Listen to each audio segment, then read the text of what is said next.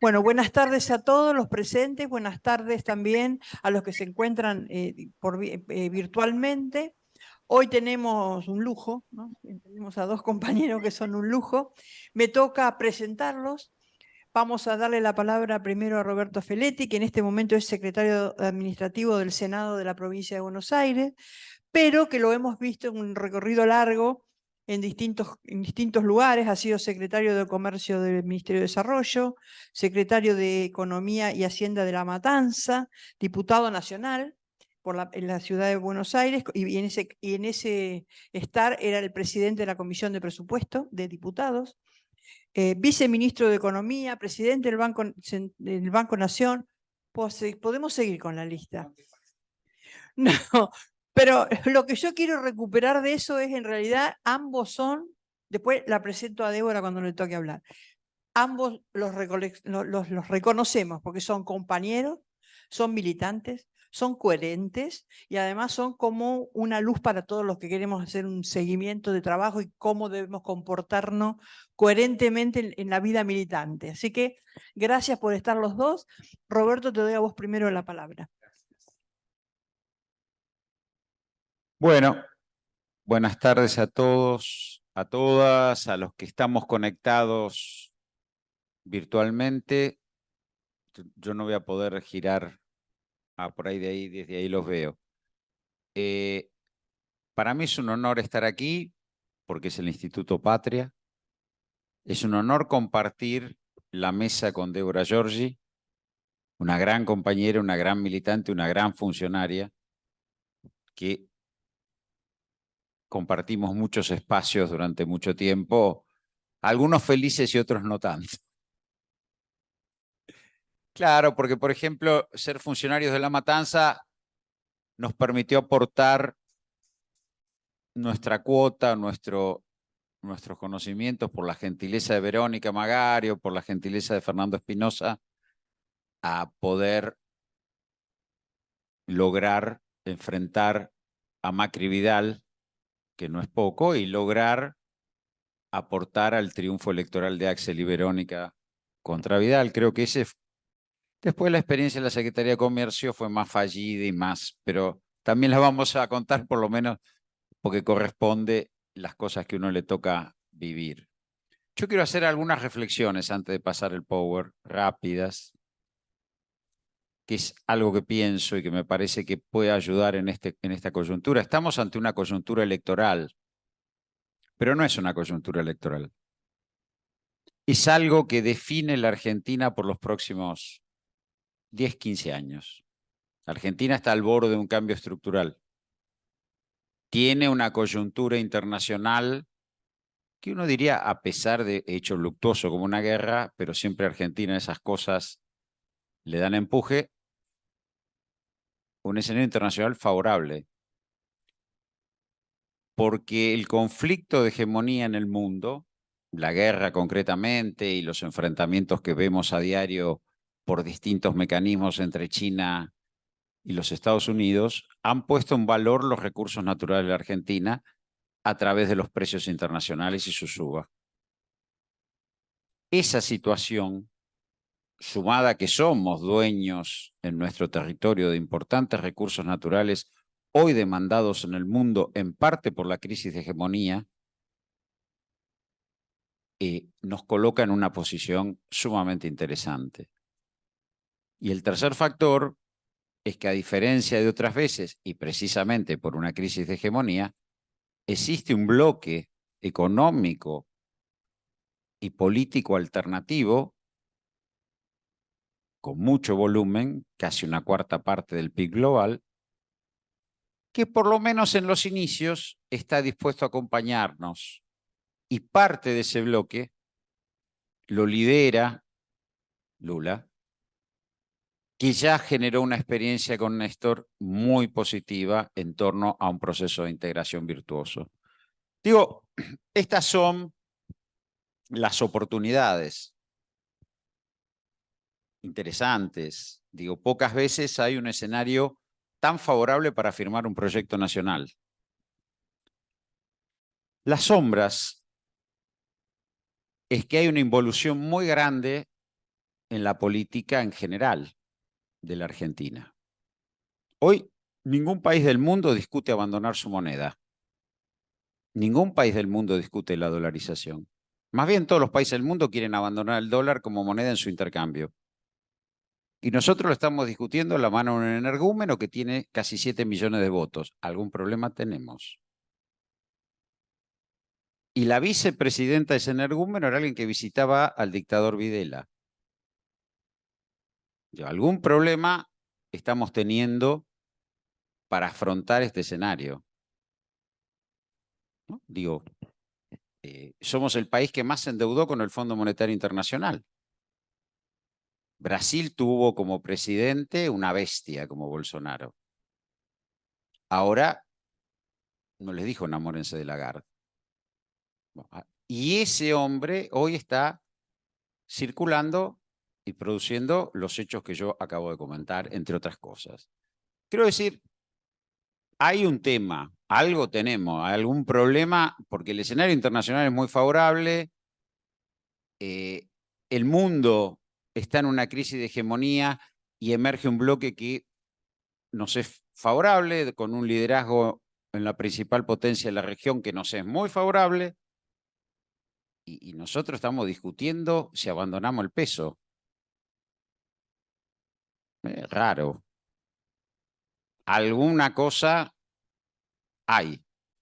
Pero bueno, yo dije esto porque me parece que hay que enmarcar, y obviamente hay que pedir el voto para la fórmula Massa Rossi con todo entusiasmo y llevar y traer a todos los ciudadanos que puedan acompañar ese voto,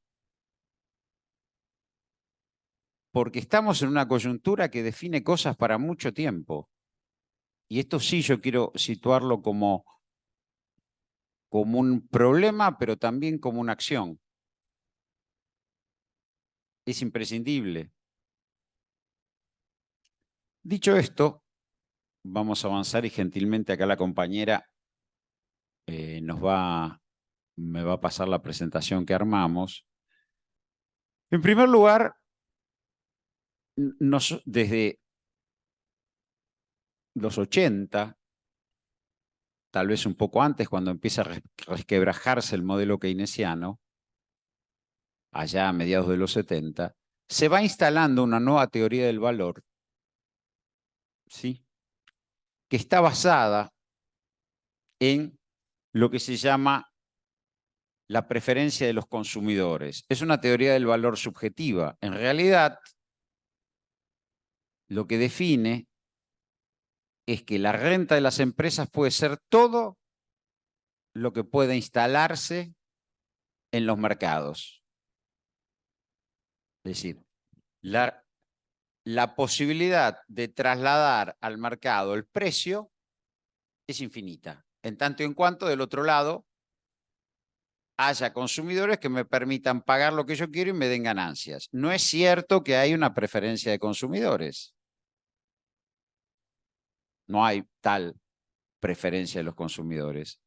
¿Por qué cuando estaba en la Secretaría y nos encontrábamos con dificultades y por qué no se discute los costos de las empresas, las estructuras de costos de las empresas? No se pone blanco sobre negro las estructuras de costos de las empresas. ¿Cuál es la tasa de ganancia aceptable para una empresa? ¿Cuál es la tasa de ganancia aceptable para una inversión extranjera? Si fuera el 8% anual, estamos hablando de moneda dura en dólares, para una empresa extranjera diríamos que repatria la inversión en 10 años aproximadamente. 8,33 creo que es el número exacto. Si fuera el 33% en dólares, la repatria en 3 años. ¿Cuántos son los años que tiene que repatriar o la tasa interna de retorno de un proyecto de inversión? ¿Y cuál es esa preferencia de los consumidores que soporta ese tipo de precios? Digo, yo me voy a referir a la inflación microeconómica. Ustedes saben que tenemos dos tipos, todos decimos la inflación es multicausal. Esencialmente, si hay equilibrio macroeconómico, es mucho más fácil trabajar con la inflación microeconómica, pero la inflación microeconómica existe. que se ha definido ahora como codicia empresaria porque les está pegando allá, pero existe. ¿Es más fácil controlarla si hay equilibrio fiscal y equilibrio externo? Sin duda, los famosos superávit gemelos, pero no quiere decir que no la haya. Pasamos a la siguiente, gracias compañera. Pero no, está bien. Hay una legitimación del monopolio, porque hay una independencia del precio final de los costos necesarios para su producción. Este es un comportamiento empresario absolutamente generalizado e instalado. Y obviamente, cuando además la tasa de ganancia yo tengo que medirla en moneda dura, tenés la permanente presión sobre el valor del dólar. La preferencia de los consumidores es inexistente, porque en los consumos esenciales uno no elige comer o no comer, prender la luz o no prenderla, ¿verdad? No hay preferencia de los consumidores. Puede ser en algunos consumos, más ligado a la indumentaria, a los electrodomésticos, pero la capacidad de instalar precios sobre la base de la preferencia de los consumidores es algo absolutamente inexistente. Es una presión monopólica en consumos esenciales. Lo que ha pasado en el capitalismo desde la crisis del 2008, en el 2008 hubo una gran crisis derivada de la sobrevaloración de los activos financieros, es decir, los 20 años dorados de la globalización entre la caída del muro y la crisis del 2008, donde había una expansión permanente de la economía, sobre todo las economías occidentales, se dieron sobre la base del sobreendeudamiento de las poblaciones. El consumo no dependía de una política de ingresos, sino la capacidad de endeudarse. Hubo hipotecas para todos y todas hasta que se dieron cuenta que no podían pagar esas hipotecas y entraron en crisis. La resolución de esa crisis fue política monetaria, fue darle plata a los bancos, dar liquidez, salvar los activos financieros como forma y que la crisis fuera con una tasa de interés muy baja licuándose a lo largo del tiempo. Eso no recuperó la demanda efectiva en Occidente, eso hizo surgir los bloques alternativos. Rusia empezó a sacudirse el polvo de la caída del muro, se reordenó, China empezó a mostrar menos cautela en la política internacional y tenemos un capitalismo que solo aplica política monetaria. Al aplicar política monetaria y al aplicar mecanismos para ir licuando deudas contraídas a la espera de un nuevo ciclo, lo único que aparece como interesante para ocupar como mercado es energía y alimentos. Digamos, los consumos masivos empiezan a retraerse porque no hay recuperación de la demanda efectiva. La pandemia vuelve a abrir otro escenario igual, porque esa crisis capitalista va del 2008 hasta el 2020, y el 2020 vuelve a hacerse lo mismo. ¿Sí? Y ese es el límite que tiene Occidente para salir de la crisis. Y se vuelve una disputa cada vez mayor por eso. Pasamos a la siguiente. La maximización de la rentabilidad depende del alza de precios, pero también de reducción de la oferta, hasta donde se pueda. ¿Cuál es el límite de precio por cantidad? Bueno, primero ajusto por precio y voy viendo la cantidad. Eso cuando, y después lo voy a citar, cuando se quiso instalar la canasta de proximidad complementaria de la canasta regulada en los supermercados, te decían estoy en capacidad full, no puedo aumentar la capacidad, bueno, en realidad era una presión de precios. O no querían producir más a precios regulados. Sí. Digo, cualquier balance de alimenticias que se vea a través de la Comisión Nacional de Valores, que lo tienen que presentar para las que cotizan en bolsa, va a haber tasas de ganancia importantes a partir del 2020. ¿Por qué? Porque con esta lógica capturan las políticas de ingresos del gobierno. El gobierno ahora desarrolló una política de ingresos potente. Ahora, si la regulación de precios, que yo espero que funcione, se agujerea rápidamente, la remarcación termina capturando la política de ingresos. ¿Sí? Bueno, ese es el mecanismo de maximización de la rentabilidad. No estoy diciendo nada novedoso, pero digo, lo que estoy tratando de establecer es la conceptualización de la inflación monopólica. Seguimos. Gracias, compañera. ¿Eh? Ahí está, ahí está. Ahí está. Los precios son flexibles al alza por el carácter rígido de la demanda. Lo que yo digo, la gente no elige comer o no comer. Entonces, en la medida en que hay ingresos también al alza por los aumentos paritarios, los mecanismos de ajuste de precios van cooptando cada vez más una porción del salario o de la jubilación. Eso explica el malestar también de estos tiempos. No es que el gobierno no ha tenido una política de ingreso fuerte. No es que el gobierno no ha generado un crecimiento económico importante a partir del 2021. Incluso ha recuperado pandemia más macrismo. Pero la realidad es que eso no crea bienestar, es lo que dijo Cristina cuando dice se apropian cuatro vivos. Es esto. Yo tengo una política de ingresos potente y Arcor se frota las manos, si es que no controlo Arcor. Y no quiero, no es que sean buenos, pero por lo menos la propia experiencia, las comercializadoras fueron más moderadas. Lo más discutible son las alimenticias.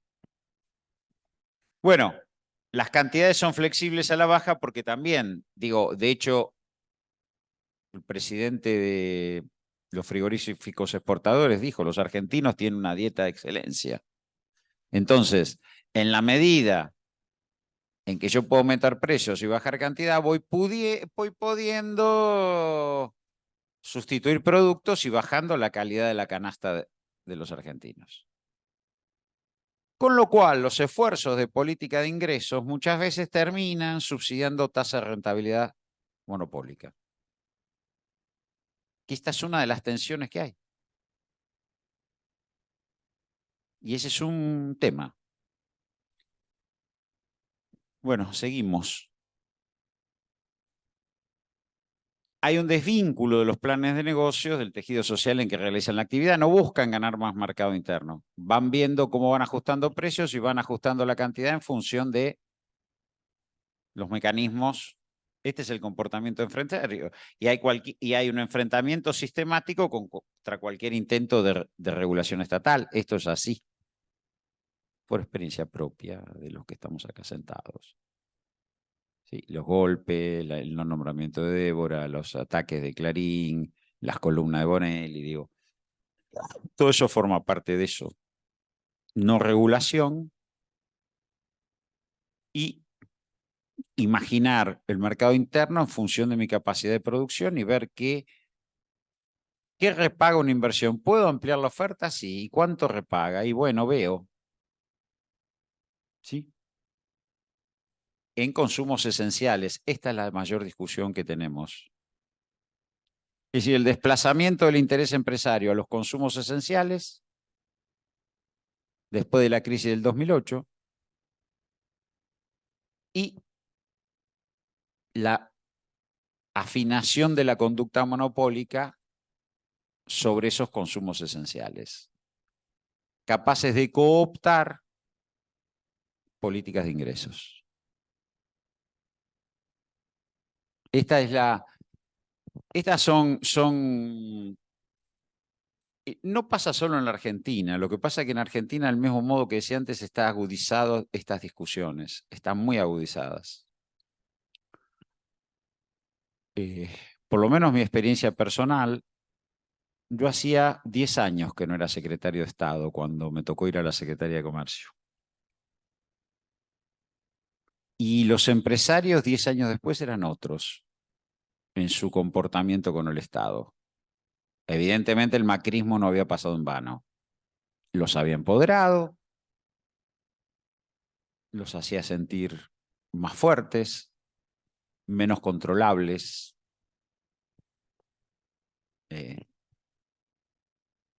Bien, vamos hacia...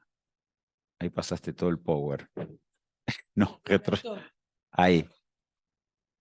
Bueno, ¿qué encontramos o qué en situación se estaba cuando se llega a la Secretaría de Comercio en octubre del 2021, que no es diferente de la que se está hoy, no es que, ni tampoco la de antes, lo que pasa es que antes había habido una recesión muy profunda con la pandemia en el 2020 y eso limitaba el traspaso de precios. Pero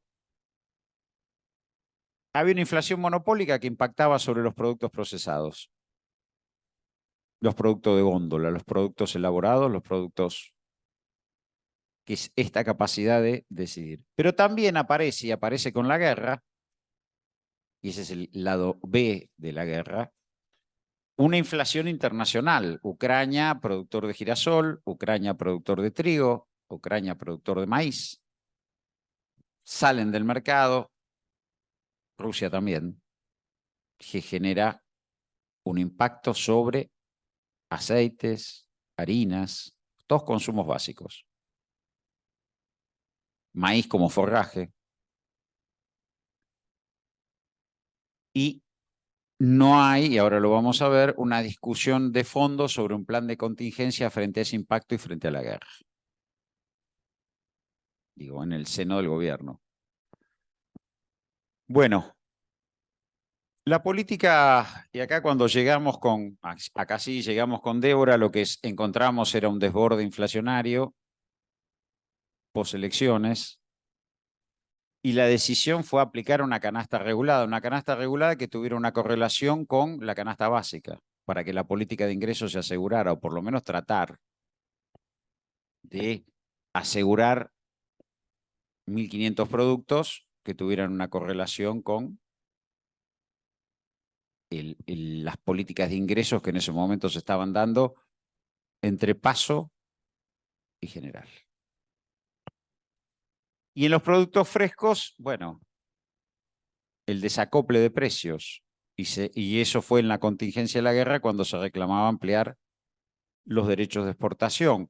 Para recordar en ese momento, los derechos de exportación del girasol con Cristina eran 28%, en el gobierno del Frente de Todos, en nuestro gobierno era el 7%, y se podía haber llevado al 15%. Y no hubo éxito. Y también se aplicaron los fideicomisos de estabilización, unos que ya regían como el del aceite, que era parcial, después se constituyó uno de harina y finalmente uno de trigo, que era aplicar parte de las retenciones de la soja, subsidiar esos precios. Bueno, en las canastas reguladas hubo cierto grado de éxito en las grandes superficies, en los hipermercados, que son un 35% del consumo, y hubo una implementación débil y reticente en los comercios de proximidad.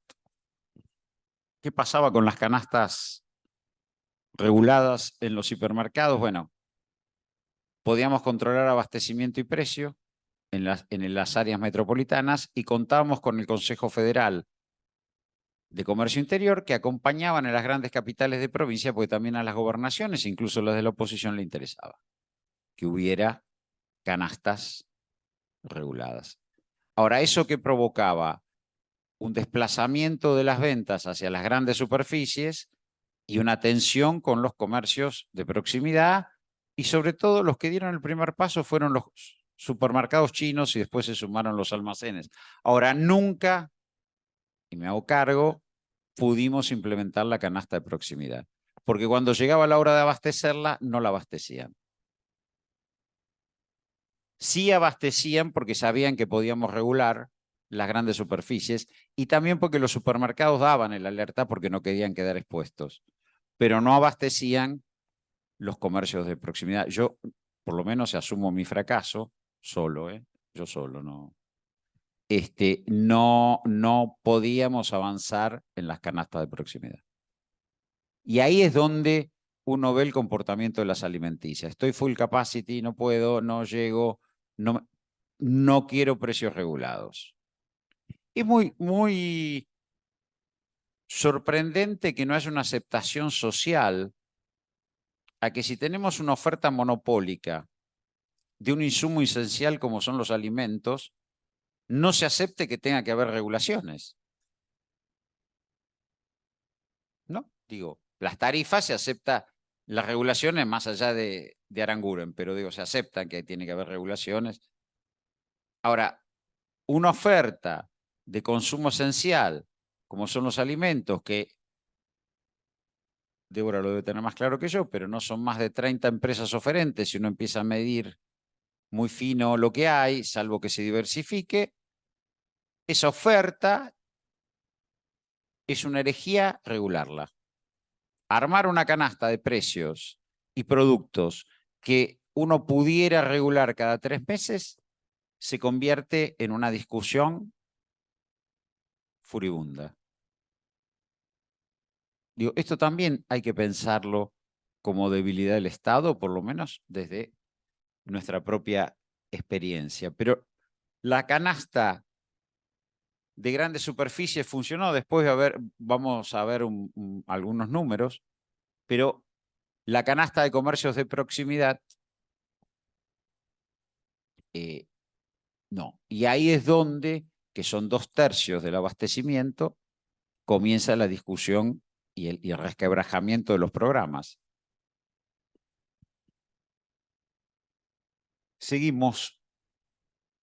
Bueno, una discusión y algunas provincias como Chaco, como La Pampa, como La Rioja y otras más como San Luis, que se dio mucho, era por qué no había un abastecimiento regional de determinados productos, por qué teníamos una logística en la cual tenemos que llevar los fideos desde Buenos Aires hasta, digo, la necesidad de construir producciones regionales y canastas reguladas regionales.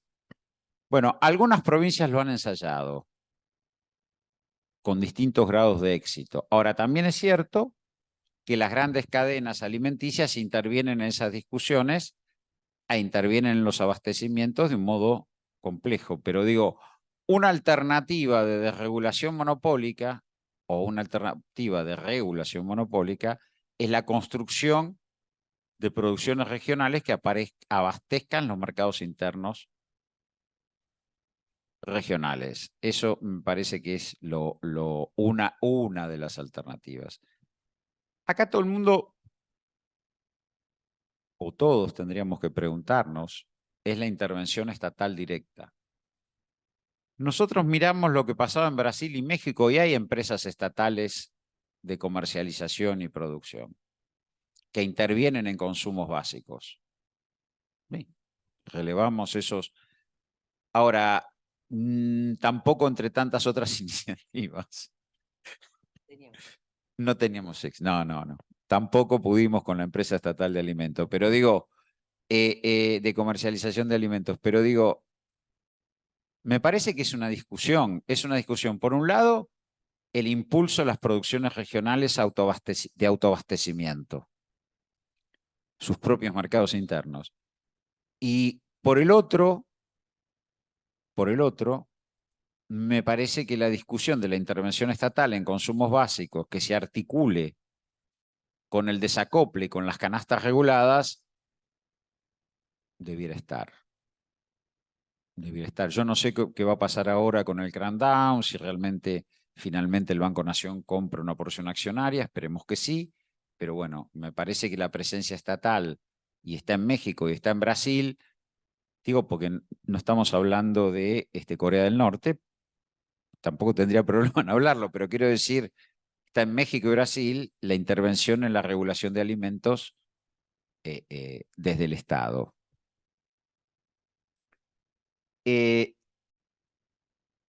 Esas son cosas que uno las reflexiona y por lo menos la experiencia deja dudas. Pasamos la siguiente.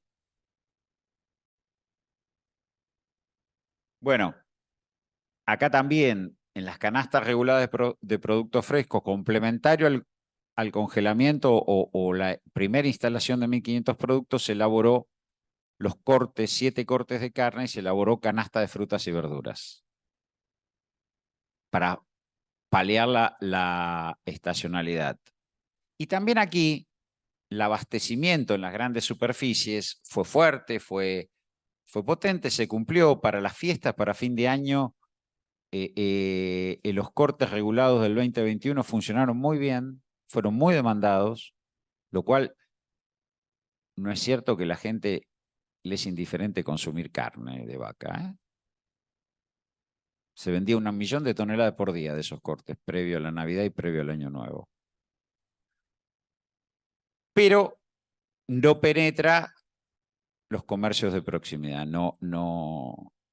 Sí daban los grandes supermercados del interior también, no necesariamente de las grandes cadenas nacionales, sino los supermercados del interior, cadenas de carnicerías, pero no penetraba los comercios de proximidad. Acá también se notaba una gran diferencia.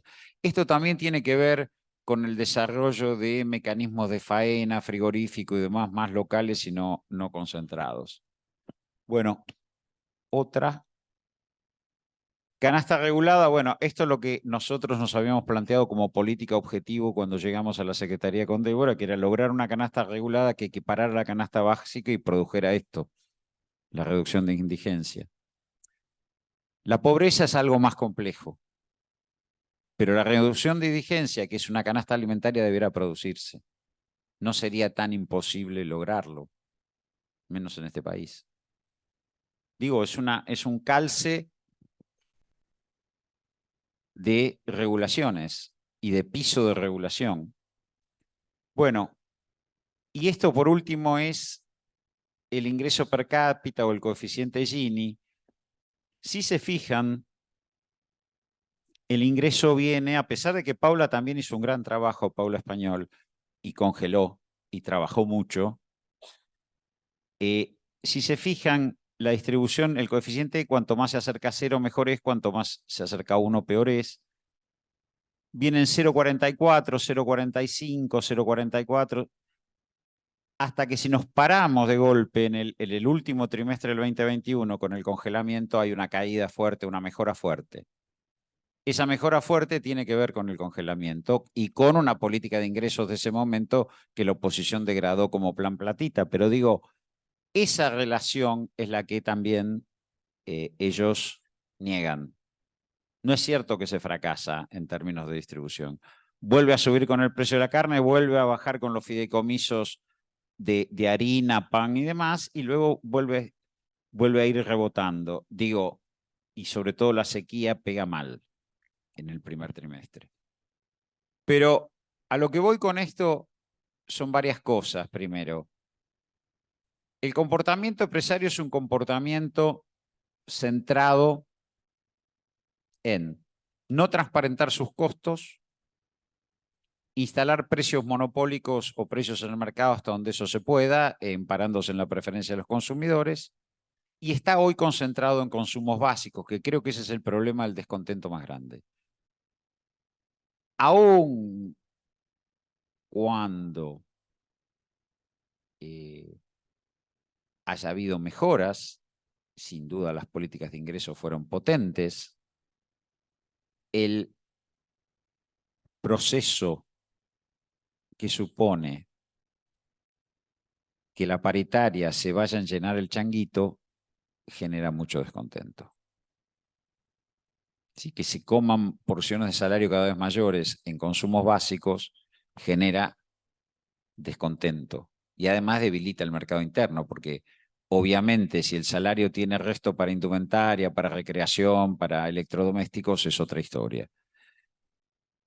El otro punto que es importante destacar es que tenemos que conceptualizar que tiene que haber regulación monopólica de las canastas alimentarias, tiene que haber regulación sobre los monopolios productores de alimentos. Con los instrumentos estatales que queramos, nosotros usamos las pocas herramientas que nos dejaron, las casi nulas herramientas. Bueno, el último trimestre del año, el último cuatrimestre del 2021, el coeficiente de Gini avaló alguna cosa. Pero digo, los ensayos de fideicomisos, uno de los problemas que hay en la aceleración de la inflación es la falta de plan de contingencia frente a la guerra, no tener el desacople frente a la guerra. Por eso digo, la guerra tiene un efecto beneficioso sin duda. Ahora, ese efecto beneficioso es para solo los que exportan o el conjunto. Eso es el desacople. Porque además,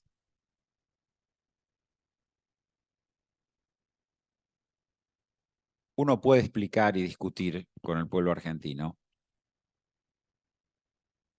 un programa en el cual digan, bueno, vamos a restringir algunos consumos porque necesitamos el flujo de dólares, pero esos dólares se tienen que acumular en Banco Central, ¿no?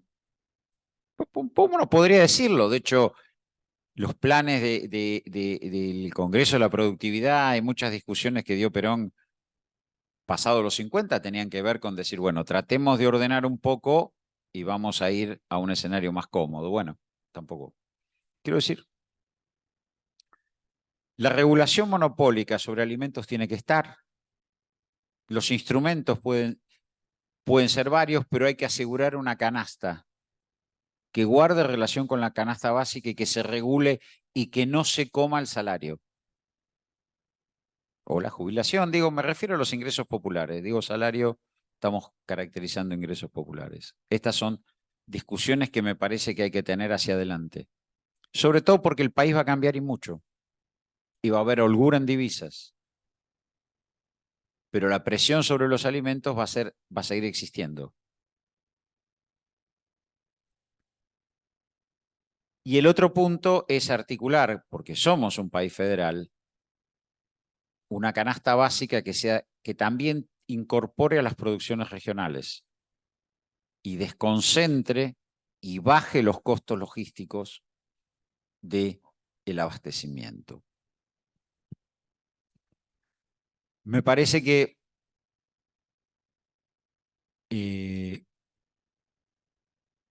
sin duda la estabilización, y esto sí habla bien del gobierno, y eso habla bien de nuestro ministro candidato, que se procure la estabilización sin ajuste. Digo, la oposición está planteando ajustes violentos. Esto es lo que no se dice, ¿no? Un shock antiinflacionario, sí, va a ser detonar el desempleo. Esto pasó en la convertibilidad. Cuidado con la alternativa inflación-desempleo, ¿sí? Porque resolver el problema de la inflación no puede hacerse a costa del desempleo, ¿sí? La convertibilidad produjo una baja drástica de la inflación. Ahora, a partir de 1994 había 2 dígitos de desempleo que se extendió hasta el 2006. ¿Sí? Y esto sería el shock de dolarización o el shock monetario de cualquier mecanismo de estabilización por esta vía. Y esto hay que tener mucho cuidado, porque algo peor que el salario no alcance a fin de mes es no tener salario. Y eso, digo, esto me parece que es una discusión que también hay que dar. ¿Cuál es la política antiinflacionaria? ¿El shock de ajuste o un programa de estabilización que se basa en equilibrar el sector externo y paulatinamente ir equilibrando el sector fiscal y regular la inflación microeconómica? Ese es el conjunto de programas de estabilización. Bueno, me parece que estas son discusiones que hay que dar. Me parece que el equipo económico las está dando y me parece que las está llevando. Es cierto que tropezamos con la sequía y con un Fondo Monetario que fue muy generoso con Macri para desembolsar y muy duro con nosotros para darnos el waiver hasta fin de año. Y creo que en eso se piloteó bien. Y hasta ahí apareció la emergencia que señalaba al principio del bloque alternativo, porque en definitiva el primer desembolso que era exigido se logró con un combo de apoyos del Banco de Desarrollo Latinoamericano, antiguamente la CAF, que es un banco de desarrollo que no tiene sentado a Estados Unidos en el directorio, el swap de monedas chino y el fondo catarí. Bueno, eso también supone cosas o define cosas a futuro. Creo que estas cosas son para pensarlas. Yo redondeo, dejo, por ahí me extendí en el tiempo, pido disculpas.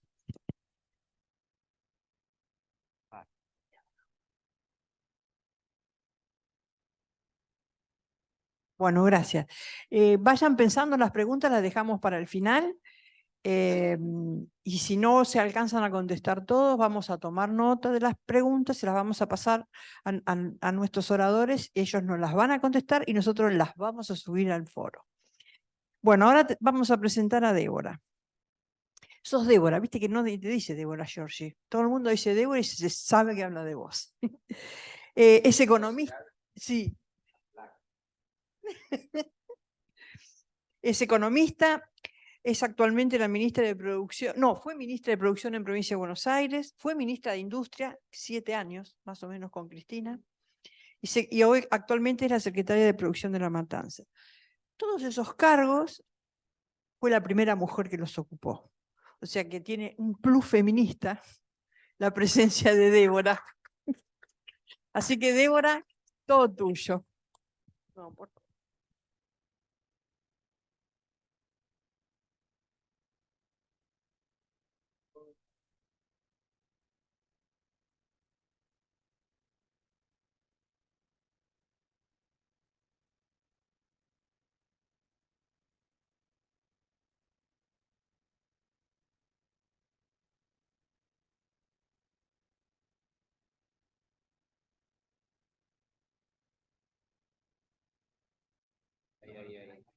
Había que ver dónde poníamos las sillas y cómo se ordenaban las cosas. Así que venir acá siempre me trae lindísimos recuerdos y mucho afecto. Creo que, bueno, nadie puede describir, como ha descrito Roberto, los desafíos que tenemos a futuro, la situación que transitamos, de la cual realmente no me arrepiento y estoy orgullosa de haberlo hecho y al lado de él y de su equipo y del mío, porque ahí está Javier, que también está. Creo que hay momentos en que uno tiene que jugarse y poner, pero también, y lo digo con todo respeto, hay momentos donde uno tiene que dar un paso al costado si realmente las percepciones de cómo se tiene que ejecutar la política no son coincidentes con el más alto nivel de toma de decisiones, asumiendo que seguramente la equivocada era yo. Bueno, dicho esto, dicho esto, yo, bueno, hablamos antes con Roberto y la verdad que lo que me pareció más importante para poder aportar como reflexión a este espacio es ese tema que muchas veces nuestra conductora política, Cristina Fernández de Kirchner, nos enseñó y nos llevó en ese camino, y luego también, obviamente, fue un concepto que fue llevado adelante por varios de nuestros funcionarios y funcionarias, por nuestro ministro actual y candidato a presidente, que es esta cuestión de el doble estándar. Haz lo que yo digo, más no lo que yo hago. Y en este contexto, ¿por qué me refiero a este doble estándar, a esta, bueno, posicionamiento ideológico que uno puede decir hipocresía, seguramente tremendos intereses económicos, pero que es bueno desenmascarar,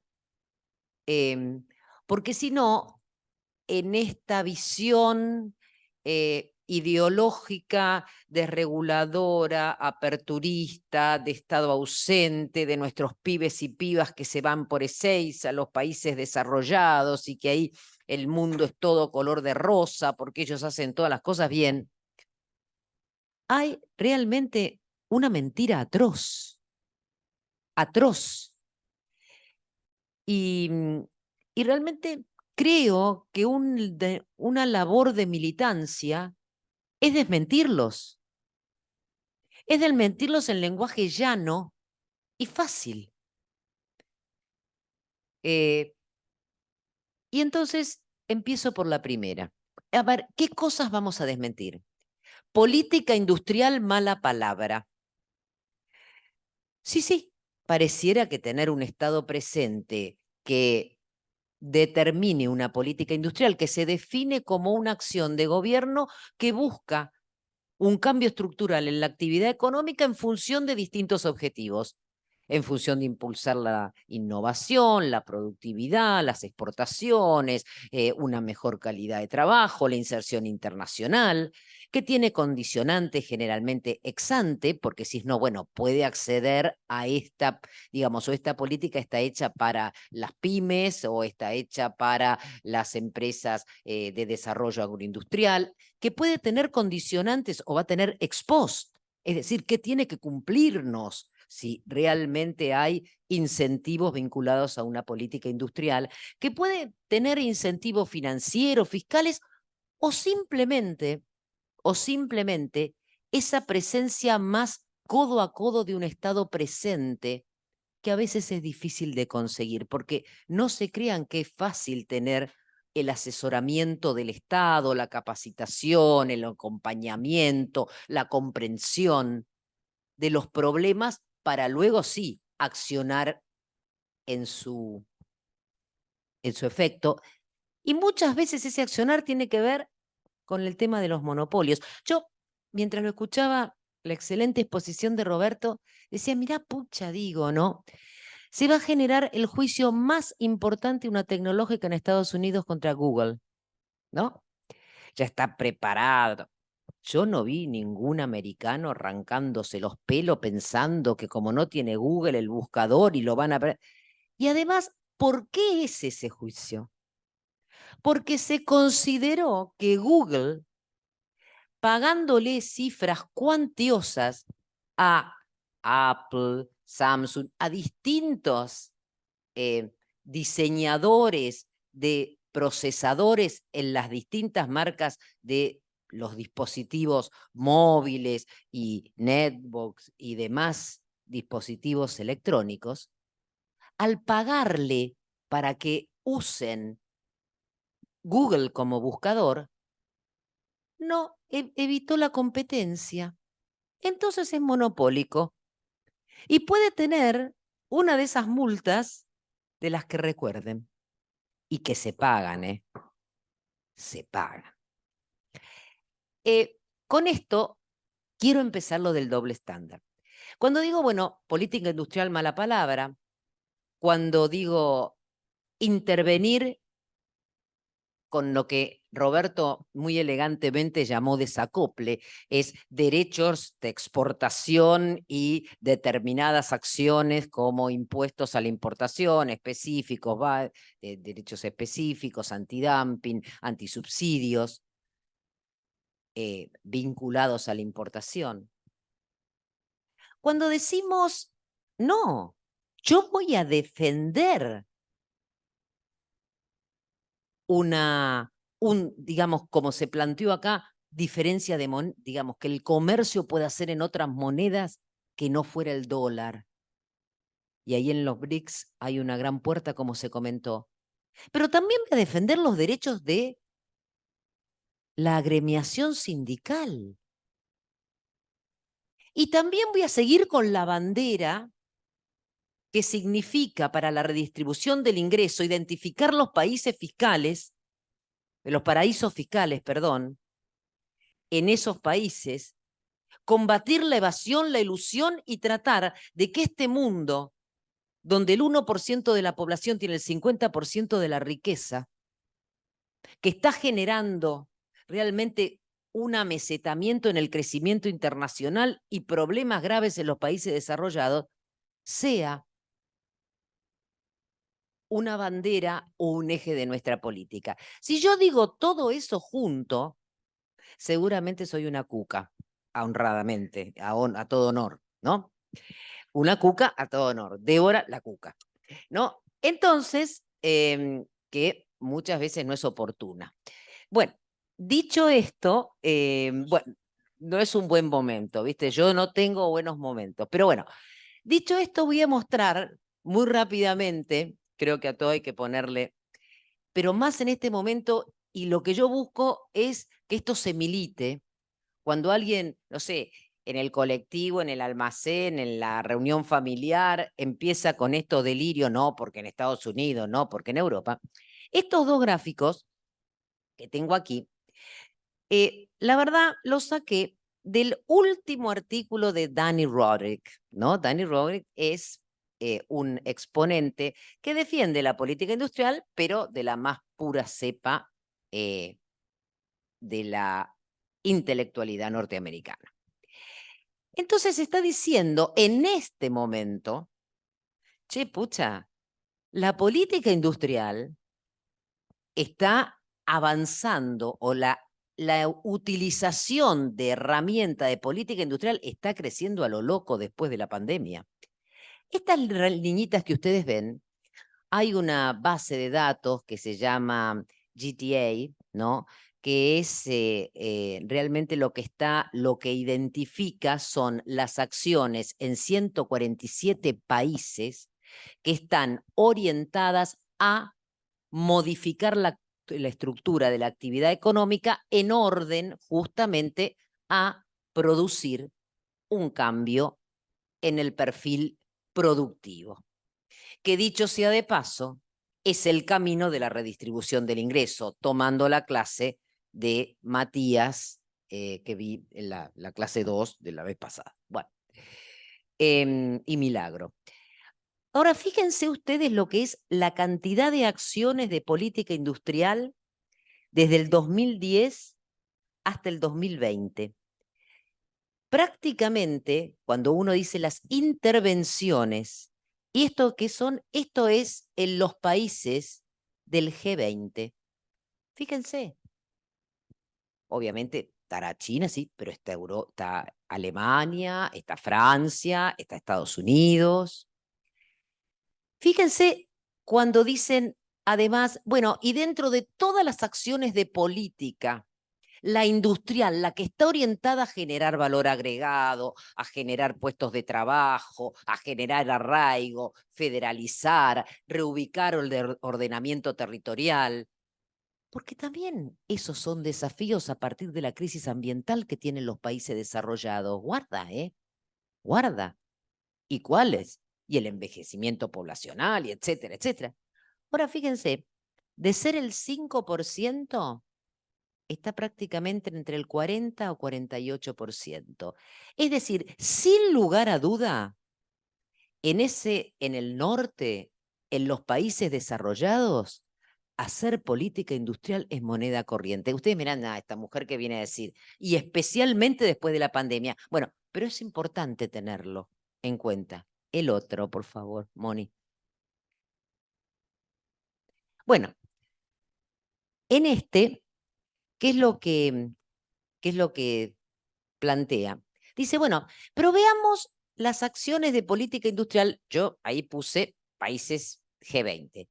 Ahora los rankearon, ahora tomemos los 147 países del mundo y hicimos percentiles, en realidad quintiles, de acuerdo al PBI per cápita de cada país. El de arriba son los países más ricos, los de abajo los países más pobres. ¿Dónde hay más acciones de política industrial? Ya sé que parezco sonsa diciéndoles obvia. Por eso son ricos y por eso nosotros somos pobres. Entonces, ¿se dan cuenta lo que es? Porque claro, todos nos reímos, pero la verdad es un drama. Pero por eso digo, no, ojo, la pelota es mía. Haz lo que yo digo, más no lo que yo hago. Y eso generalmente le genera una renta enorme. Podríamos retrotraernos el estructuralismo, Previ, centroperiferia. Bueno, hay ríos de tinta escritos. Pero esto es post-pandemia porque la post-pandemia, y como decía Roberto, la guerra en Ucrania, la tensión y los cambios de geopolítica, el fin de lo que sería la hegemonía de Estados Unidos, todo eso ha repercutido haciendo más carne viva estas acciones. Y fíjense, del otro lado ya los puse con nombre y apellido. Europa Occidental y Estados Unidos, Europa del Este y Asia. O sea que no son los chinos, ¿eh? No, no, ¿eh? Ellos, no, ¿eh? Bueno. Pasemos la otra, Moni. Sí. Gracias a todos y todas, les pido disculpas. Gracias a todos y todas, les pido disculpas. Los dejo con Débora, que seguro lo va a hacer mucho mejor que yo. Por favor.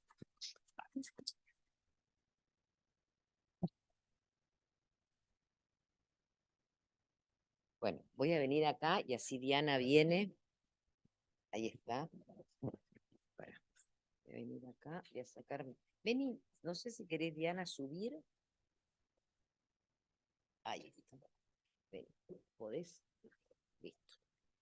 Bueno, este gráfico lo voy a pasar rapidito, porque ya para hacerlo más ágil. Acá está en los países cuáles son las herramientas financieras. La zanahoria y el garrote, ¿no? Si vos haces una política industrial y decís, bueno, ¿qué le da? Y bueno, en los países que están en los quintiles 4 y 5, o sea, que tienen mayores ingresos, las políticas financieras que más usan son los préstamos a tasa blanda, bicentenario, las garantías de todo tipo, ¿no? Que realmente ahí dan desde las del Fondo Hermes, Exim Bank, etcétera, y el subsidio de la tasa de interés. Cuando hablamos de los países más pobres en términos de Producto Bruto, la garantía es la herramienta que se usa, pero en mucha menor, digamos, en menor proporción. Y fíjense el segundo, las herramientas orientadas a la agregación de valor, la materia pendiente de hacer más denso nuestro aparato productivo. Los préstamos están en un uso menor. ¿Por qué?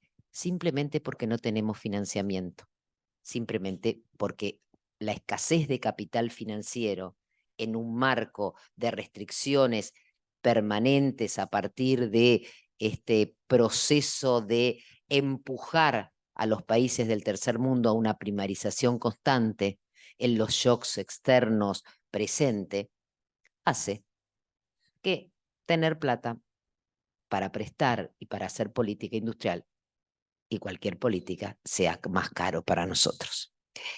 Y por último, dije, bueno, los sectores, no yo, Roderick, todo esto está en el artículo, yo se los puedo pasar, pero yo sé que este salió hace 2 semanas y está en inglés, pero ahora se puede tocar un botoncito y traducir, pero sé que me dicen no en inglés, pero bueno, te lo voy a pasar.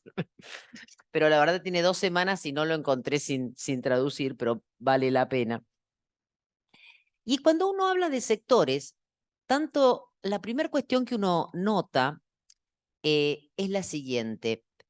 Acá puede, digamos,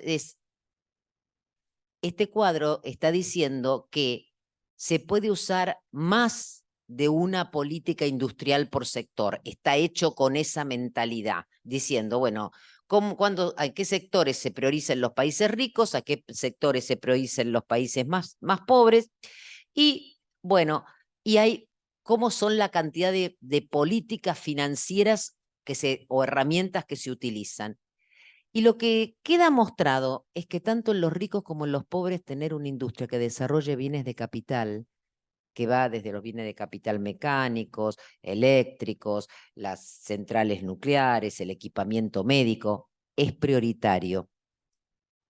Ahora, lo que se ve claramente es que son muchas más las mediditas que tienen que hacer los países en desarrollo, aplicándole a cada uno, voy a decirle, desgraciadamente un pequeño parche en función de los recursos fiscales que se tienen, que en los países desarrollados, donde las mega leyes que salen para incentivar el uso de energías renovables, etcétera, que vamos a ver, son de 200.000, 300.000 millones de dólares, euros, así como así.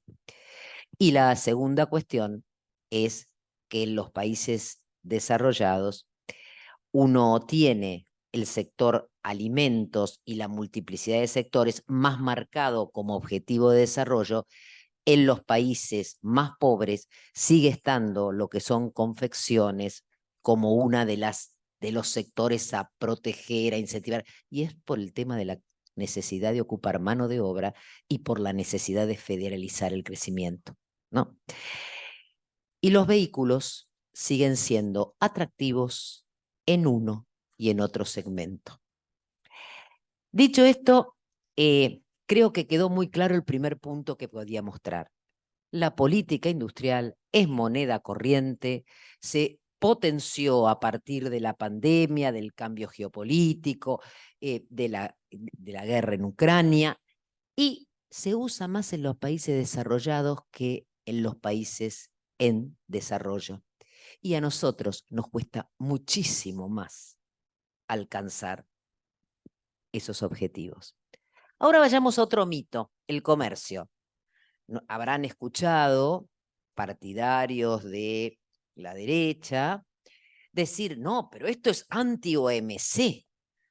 Habrán escuchado o resaltado párrafos digamos, en las evaluaciones del Fondo Monetario respecto a la necesidad de tener un comercio abierto, de eliminar las barreras y apertura. Bueno, toda esta cuestión de por qué en el desacople que hablaba Roberto. Bueno, ¿qué son estas barritas? Ah, la otra. A ver, ahí está, listo.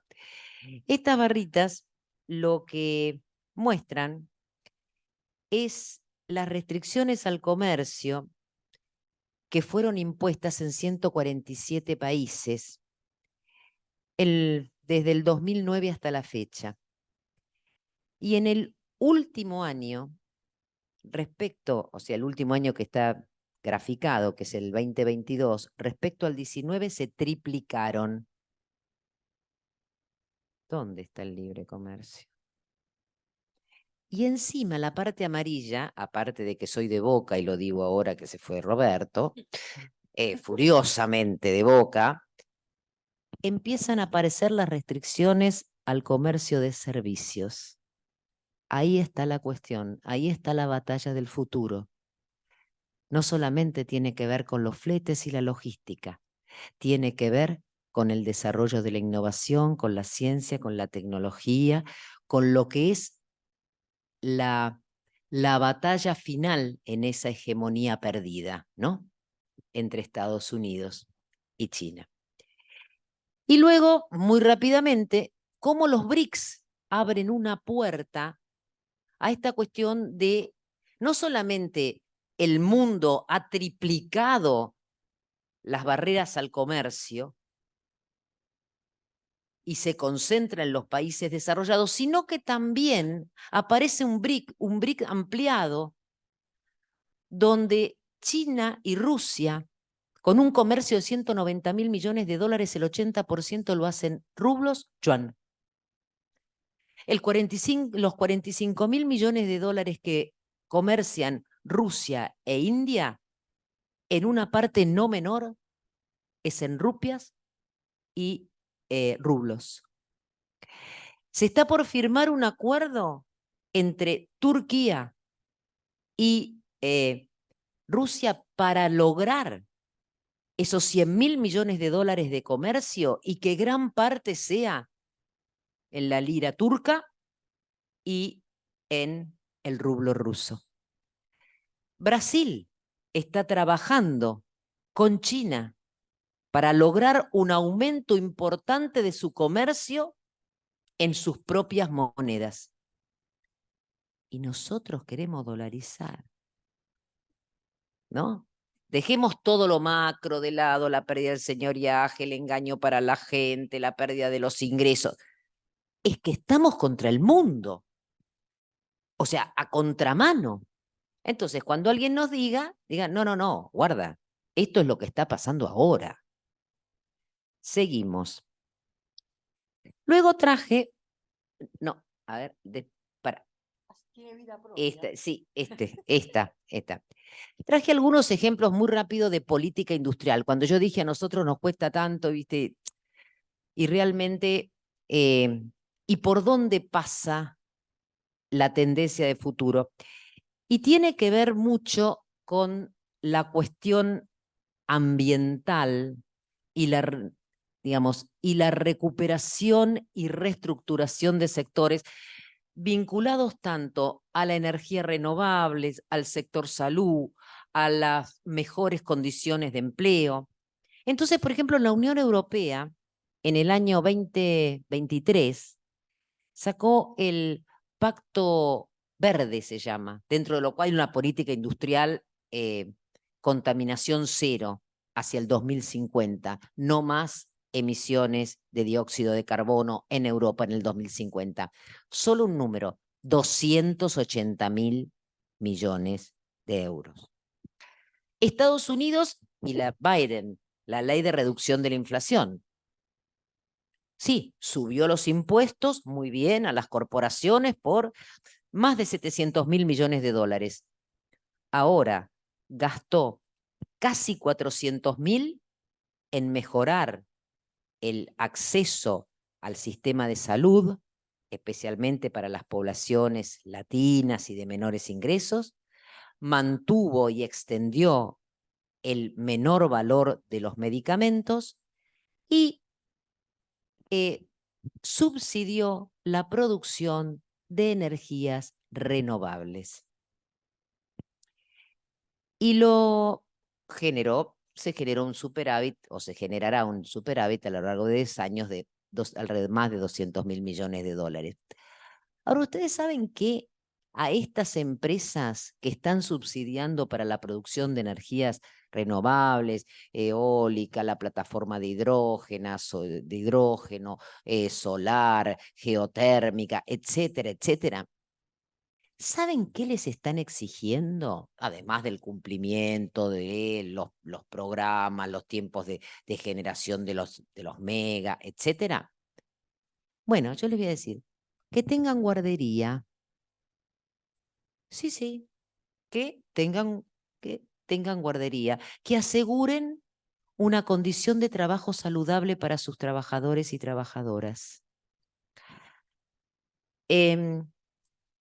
Y luego puse un ejemplo de Canadá, la primer planta de baterías de litio, que va a ser de Volkswagen, fuera de Europa. ¿Saben cuál es el subsidio? 9.800 millones de dólares. Y va a atender a lo que es el mercado, el ex NAFTA, y hoy mercado mexicano, norteamericano y canadiense.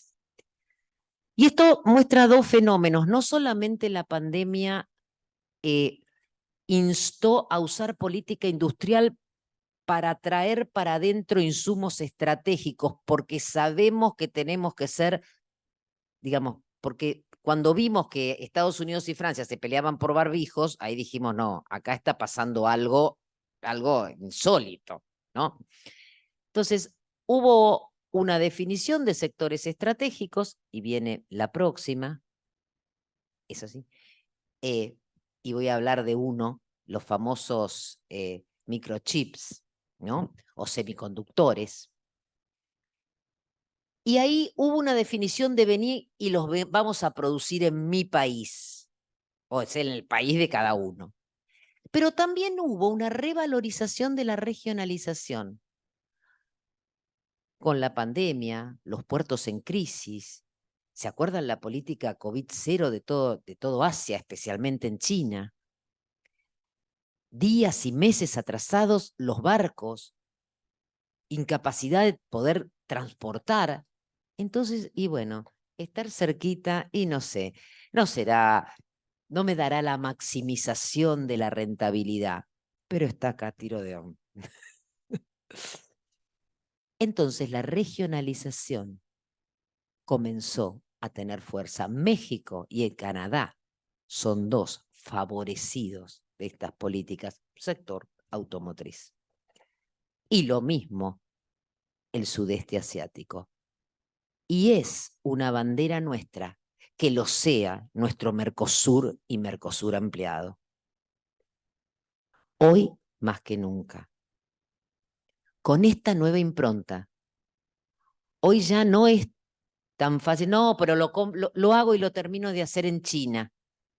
Esas cadenas globales estallaron en varios pedazos porque desabastecieron la producción de autos, celulares o respiradores.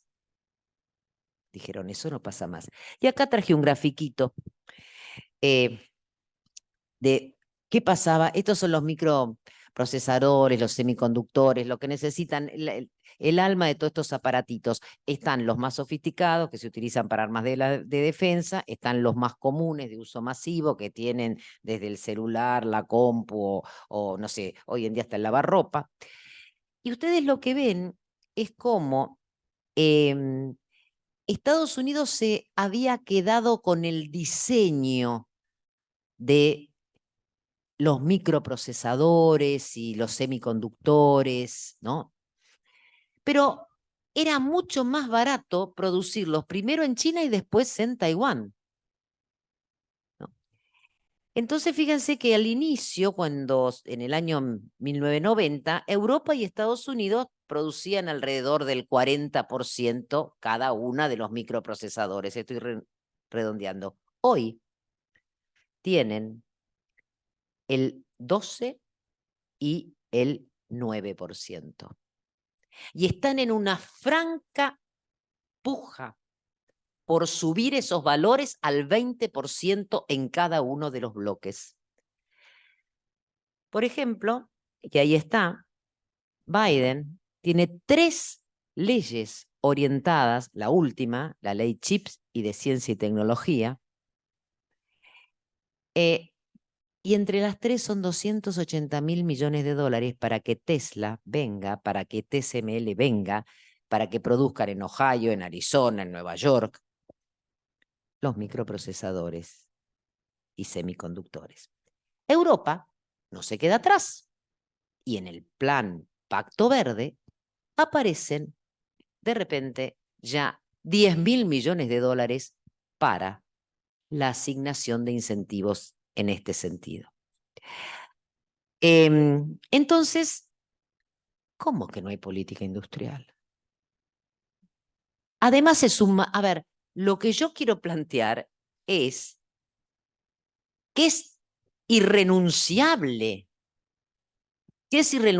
para mantener la soberanía tecnológica, el cuidado del medio ambiente, reducir la brecha digital, reducir la brecha de género, que no hay otro camino. Entonces, que no me vengan a decir el Estado ausente, porque allá es mejor porque no se mete.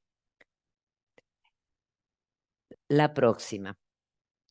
Hablemos, y por eso paso rápido, los sindicatos. Kamala Harris, ustedes saben, la vicepresidenta de Biden, encarga un trabajo al Departamento de Estado de Estados Unidos, 32 páginas, porque saben que hay una generación que se llama generación Z. ¿Vieron? Millennial, Centennial, bueno. Los Z, no me preguntes por qué Z, pero entre ellos hay un apoyo a la sindicalización en Estados Unidos del 68%.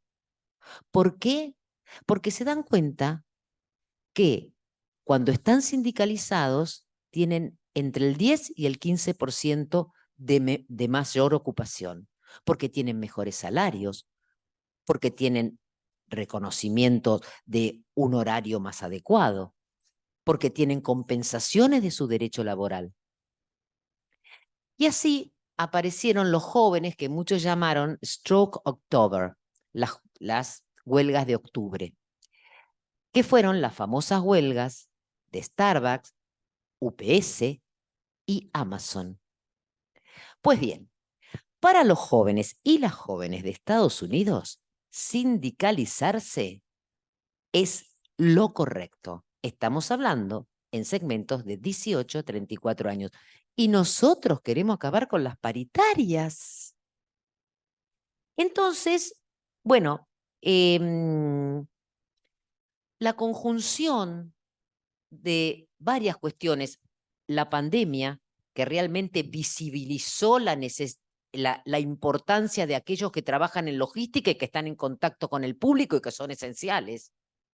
La inmigración, porque ya los hijos de los inmigrantes son norteamericanos o alemanes o, bueno, en el lugar donde hayan ido, y exigen derechos. Los principales líderes de los gremios en Estados Unidos en la juventud son latinos, de origen latino. Bueno, y así estamos. La otra. La cuestión de los paraísos fiscales, ¿viste? Pues digo, no, ¿cómo vamos a poner principios precautorios? ¿Cómo vamos a regular? El mercado tiene que ser libre, que vuele como un pájaro. No, no. Lula acaba de mandar un decreto que tiene que ser validado en 4 meses, cobrándole a los fondos comunes de inversión brasileña por primera vez entre el 15 y 20% de la renta. Nunca había ocurrido antes. Suiza acaba de enviar un proyecto de ley porque está cansado de ser en Europa la oveja negra. Entonces va a ceder finalmente los nombres de quienes son los últimos tenedores de sus fideicomisos Trust y Company. ¿Viste? Bueno,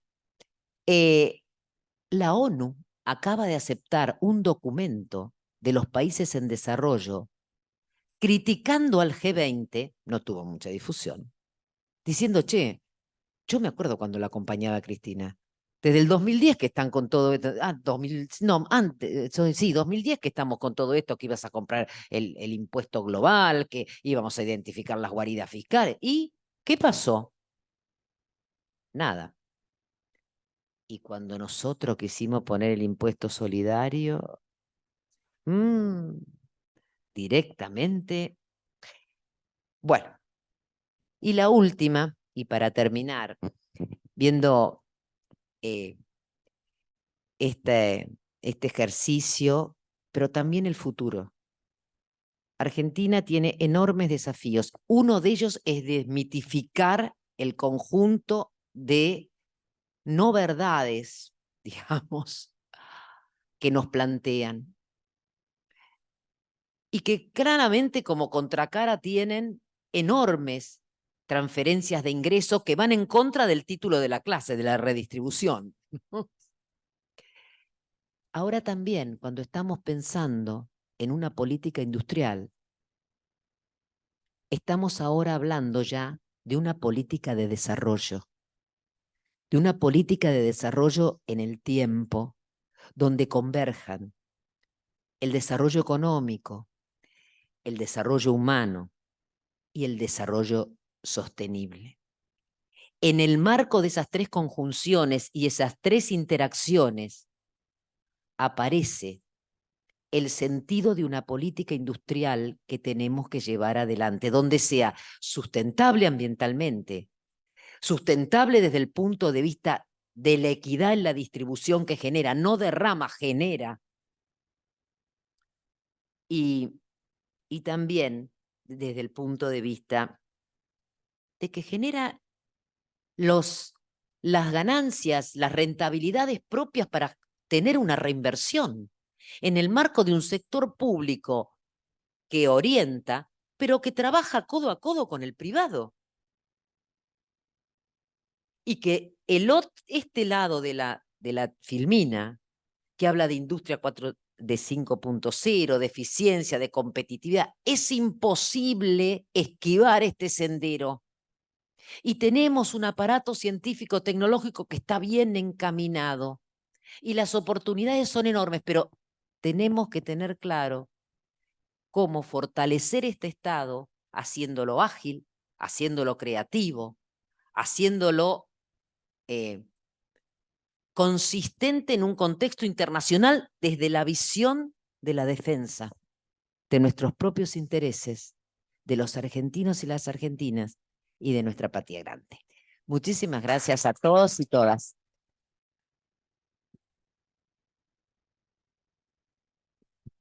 Bueno, nos queda media hora y vamos a hacer algunas preguntas para si alguien quiere preguntar presencialmente. Y Vilma, fíjate si hay preguntas en el chat.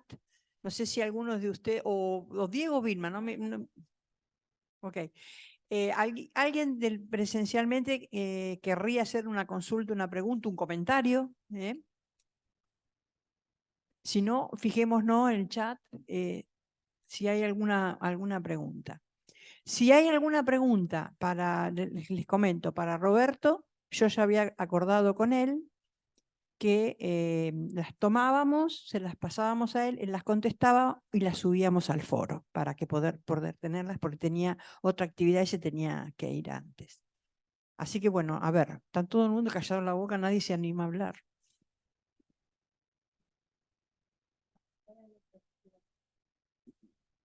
¿Dónde está que no lo veo? Ah, Néstor Iglesias, ¿querés hacer un comentario o hacer una pregunta o algo?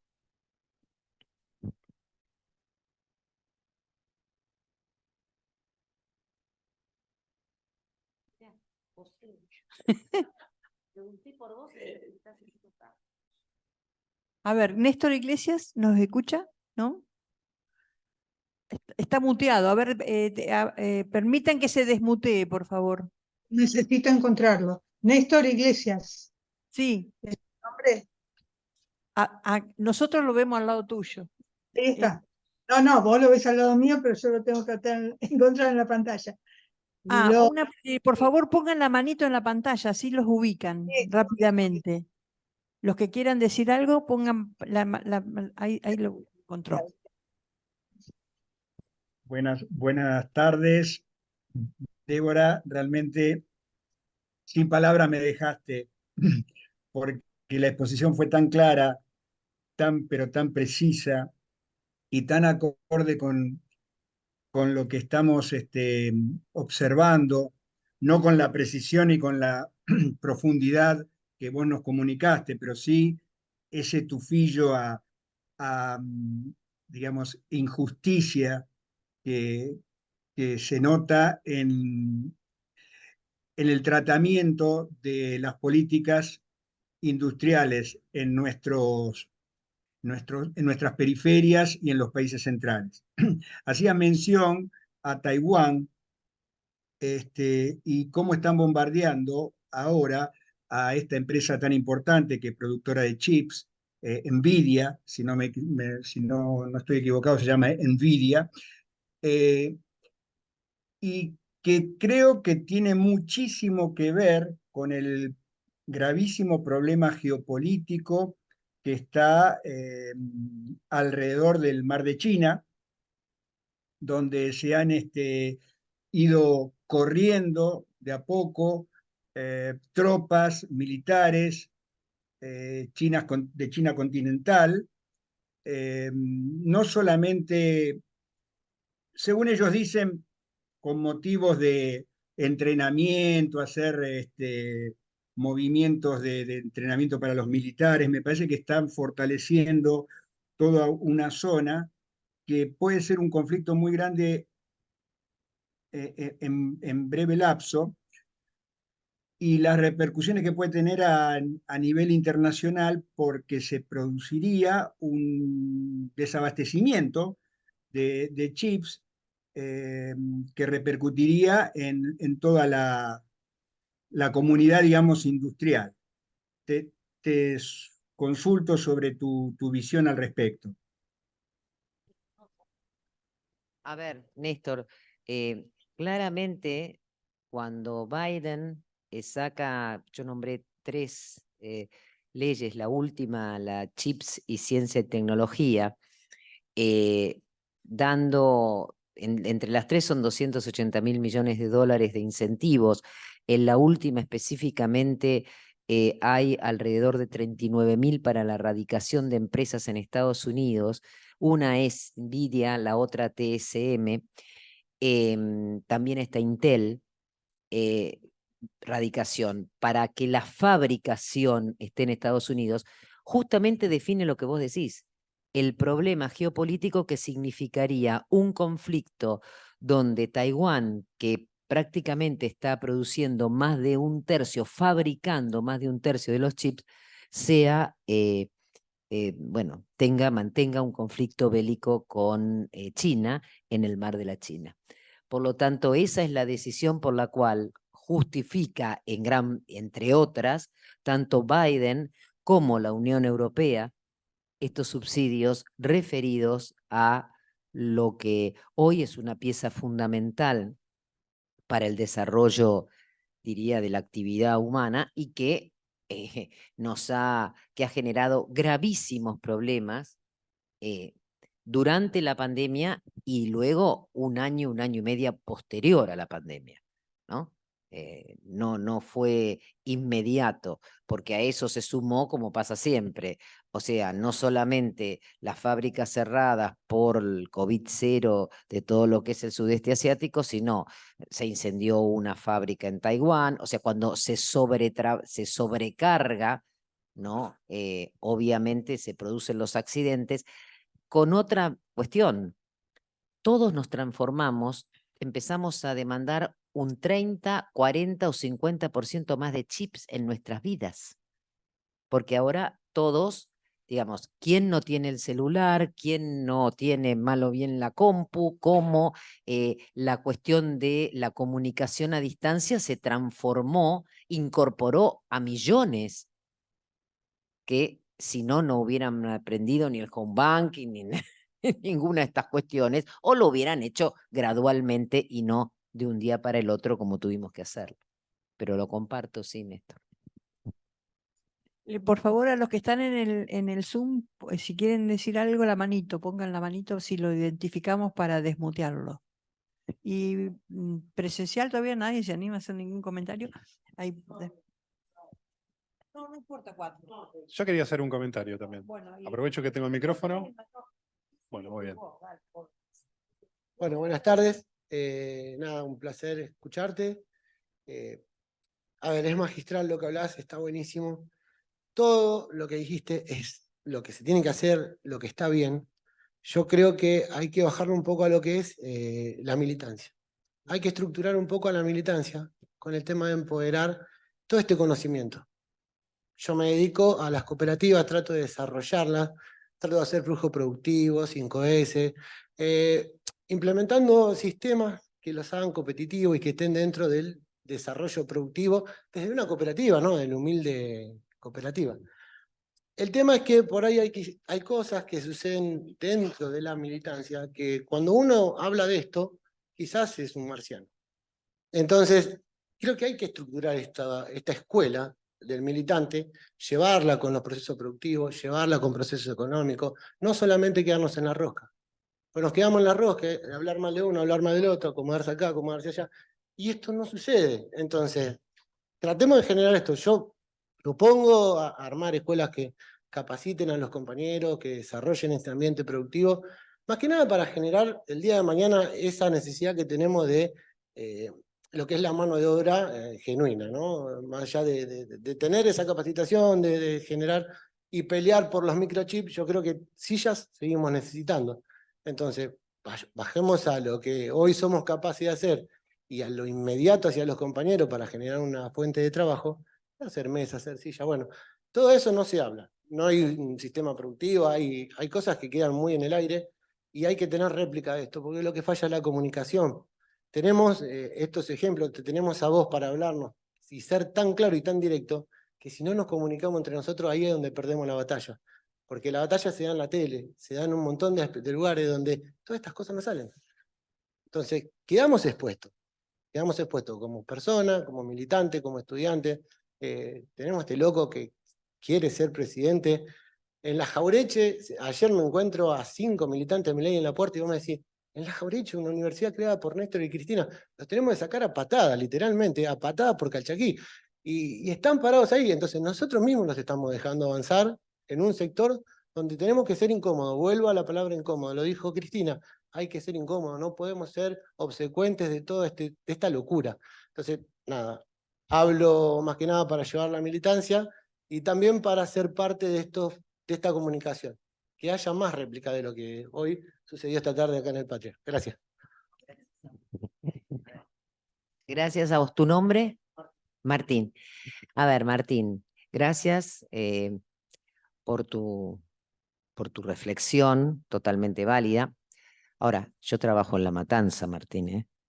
Esto de los chips vino acá, en el sentido que ayer, te voy a contar, y lo digo con mucho orgullo, hay un programa nacional que se llama Programa de Empleo Independiente, que el Ministerio de Trabajo otorga subsidios a emprendedores que tienen que hacer 3 meses de capacitación, después tienen que presentar un proyecto, a partir de eso le dan el dinero como para poder comprar las materias primas y una pequeña máquina, luego durante 9 meses los monitoreamos y tienen una mensualidad para salir adelante, y pudimos entregar en realidad 94 y ayer se entregaron 20.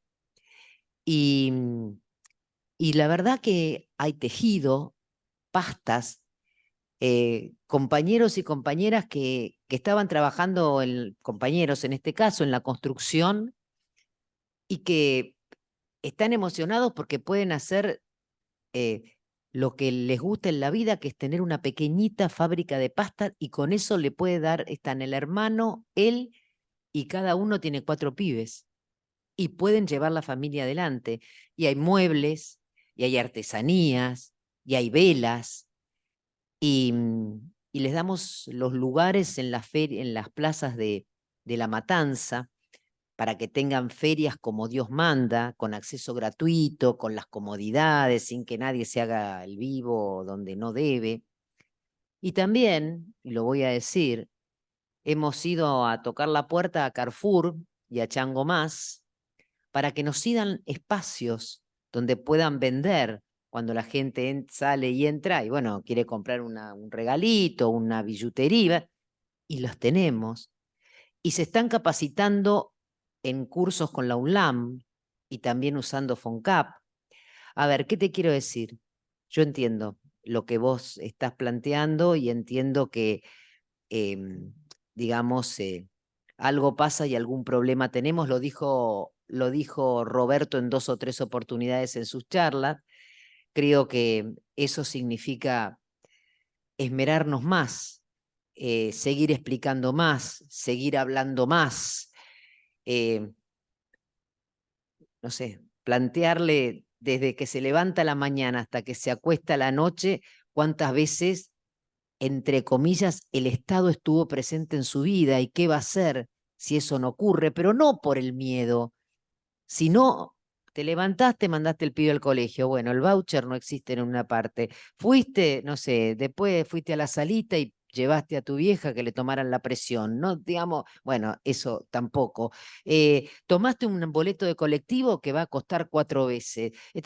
Entonces me parece que independientemente que obviamente algunos seguirán manteniendo su postura, también cuando yo hablo de todas estas cuestiones, del cuidado del medio ambiente, de los chips, de las energías renovables, de las nuevas tecnologías, porque también te digo, Martín, los jóvenes quieren ese futuro. Quizás, por eso, a ver, yo lo que me doy cuenta es que, no sé, nosotros terminamos el cole y sabíamos que si queríamos ir a la universidad o si podíamos, bueno, eran 4 años piso, ¿viste? Yo estudié 5. Ahora los pibes, si es algo de 5 años, te dicen, pero vos estás loca. Entonces, nosotros estamos haciendo cursos en distintas cuestiones, en lo que es en comercio digital, en todo el tema de desarrollo de fibra óptica, todo el tema de manejo de drones, programación, de 3 meses. Los da la UTN. Son híbridos, o sea, digamos, tienen mixto y virtual. Tenemos 12 centros de capacitación y 2.500 pibes y pibas matanceras los están siguiendo. Y yo te puedo asegurar que las inscripciones es un curso que si no les saldría 50, 60 mil pesos, ¿no? Ahora, las inscripciones se van así. Independientemente que también empujamos con los oficios, pero nos es más difícil, Martín, ¿eh? Los pibes jóvenes, a ver, tienen esa aspiración linda, ¿no? De que a veces a algunos se les dará, a otros no, pero cuesta, te lo digo en el territorio, cuesta. Yo, a ver, el año pasado hice 2 cursos de aparadores de calzado. Aparador, viste, es el que hace la capellada. Hice 2, porque teníamos una gran necesidad. Este año ya pude hacer uno nada más. A ver, cuesta que los pibes, el tema del oficio, que tan bien está y nosotros pregonamos, después cuando va cara a cara con el pibe o la piba, te puedo asegurar que por lo menos no es tan fácil encontrarle la vuelta. Y te lo digo porque nosotros tenemos, o sea, yo trabajo en producción, tengo la oficina de empleo, los centros de formación profesional, ¿viste? Realmente, y sabemos que podrían tener un ingreso formal de electricista, gasista, techista, durloquero. Tengo las clases a la mitad. Y mirá que nos matamos. Quizás no le encontramos la vuelta al mensaje. Pero vamos a seguir, porque nos queda 10 minutos. Dale, Diego, vos querías hacer una... Tenemos a José María Fumagalli que pide la palabra. Diego había pedido y después Mónica, José, después Diego. Ah, bueno, Mónica. Bueno. Hola, Débora. Muchas gracias. Excelente. Excelente todo. Y me quedé pensando mucho lo que vos dijiste y lo que dijo Roberto, porque los dos exposiciones son absolutamente complementarias. Y son complementarios, como siempre, como siempre. Y me quedé pensando mucho en los nuevos desafíos, porque yo entiendo que estamos en un proceso internacional maravilloso. Si fuéramos, ahora recordando a Mario Weinfeld, si fuéramos el sociólogo noruego que viene a la Argentina o sueco que viene a la Argentina a hacer un análisis. Y en base, con este recuerdo a Mario, quiero decir que en este momento yo a veces pienso que el hegemón en el momento en que está perdiendo fuerza es cuanto más daño puede hacer. Y cada una de las manos del hegemón están penetrando en nuestros países, en nuestro patio trasero, de una manera muy fuerte. Y recordando lo que dijo Néstor, China está redoblando la apuesta en el mar de la China porque tiene más de 100 buques yanquis en el mar de la China. Y todo eso es lo que nos está tocando vivir. Y esa cosa que nos está tocando vivir, que puede llegar a ser muy interesante, es realmente incomprensible para ser aprendido por cada uno de nosotros y entender esta realidad que nos circunda. Es decir, yo lo escucho al compañero y lo entiendo. Digo, ¿cómo bajar lo que dijo Roberto y lo que dijiste vos a los compañeros? ¿Cómo bajar esta situación en la cual, sí, yo te digo, está demostrado, todo lo que ustedes demostraron es cierto, pero es muy difícil de trabajarlo. Es muy difícil de trabajarlo en el territorio. Y el esfuerzo que se hace diariamente para que la gente trabajando en el territorio, el esfuerzo que haces vos, es más permeable a la gente. No entramos porque no entendemos el eslogan, la manera, la forma de comunicarnos, no sé cómo, pero un tipo loco que rompe todo llega más que el esfuerzo diario de todos ustedes. Y es triste, realmente, es triste. Fue terrible eso. José, estabas vos ahora para hablar. Poné la manito porque si no, no te van a abrir. Tiene, está No, abierto. me parece que ya tengo abierto. Bien. ¿Me escuchan? Perfecto. Escuchamos. Bueno, ante todo, mis disculpas porque entré tardísimo, tenía otro compromiso previo. Bueno, quería felicitarte, Diana, por el curso, también Vilma y Débora. Escuché los últimos minutos, realmente, me perdí buena parte, pero lo que escuché realmente fantástico, y sobre todo felicitarte por el laburo que están haciendo. Dos compañeros que hablaron antes hicieron una mención a una cuestión central que estamos enfrentando en estos días, que son las elecciones. Y ahí hay una cuestión que, no sé, tenemos que llevar a los compañeros en el territorio, que es mostrar la relación que hay entre soberanía y desarrollo. Sin desarrollo no hay soberanía y sin soberanía tampoco hay desarrollo. Y mostrar que en este momento realmente estamos enfrentando un peligro tremendo para la patria.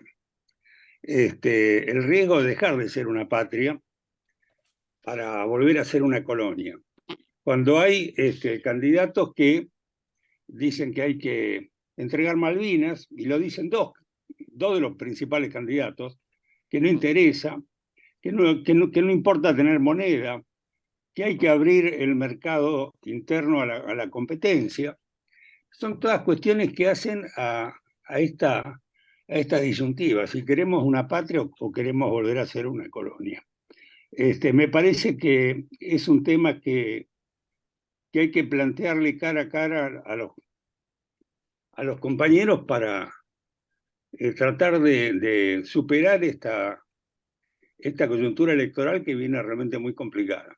Así que bueno, nada, nuevamente mis disculpas por la demora, y felicitaciones a todos. Gracias. A ver quién. Hay que cerrar, si no, porque ya estamos sobre la hora. Entonces, Diego, vos ibas a hacer un comentario, Marcelo después y cierro. Bueno, primero agradecer a Débora y a Roberto, la verdad, una clase magistral. Gracias, Diana, y gracias al Instituto Patria por esta capacitación que está muy buena. No, un dato de color, solo que quería contar es que en la investigación de la fabricación de semiconductores descubrí una conexión entre la sindicalización y la energía. Asia tiene la posibilidad de poder producir. La matriz que tiene de producciones de semiconductores, el problema es que un corte de energía lo que produce es una caída total de la manufactura, y Estados Unidos no está en condiciones de poder darle tensión las 365 días del año, que es lo que necesita una fábrica de semiconductores. Y la sindicalización que tiene Estados Unidos con respecto a la que tiene Asia, y es por eso que en Estados Unidos prácticamente no se fabrican semiconductores y no lo van a poder llevar adelante por más que quieran y tengan políticas industriales. Y bueno, nada, me parece que gran parte del mundo tiene la misma problemática. No, solo eso. Gracias.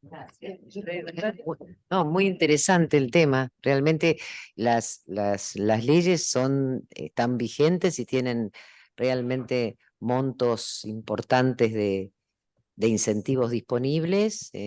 Hay inclusive inicios de fábricas de la taiwanesa que nombraba Néstor, Intel también, Tesla también, pero bueno, lo que has dicho es un punto central, ¿no?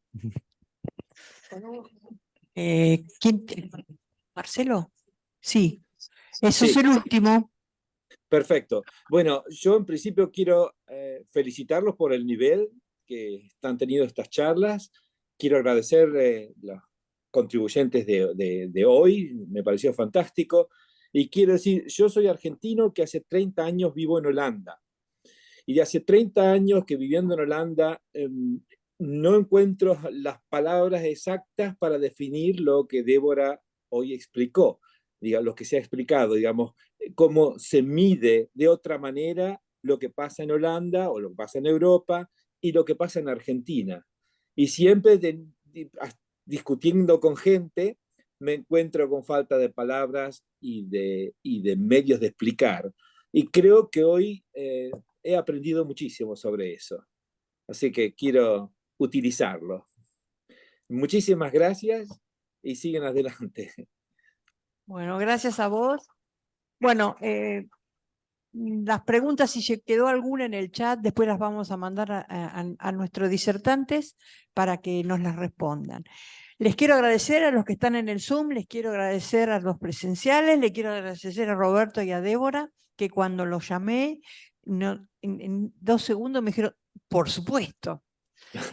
Todavía ni siquiera les había dicho para qué. Entonces, así que digo, bueno, yo te tiro la idea, ustedes pónganse de acuerdo. Fantástico. Así que bueno, gracias a todos. Abramos todos los chats y saludémonos entre todos y nos vemos el jueves que viene, que es la última clase. Un beso a todos.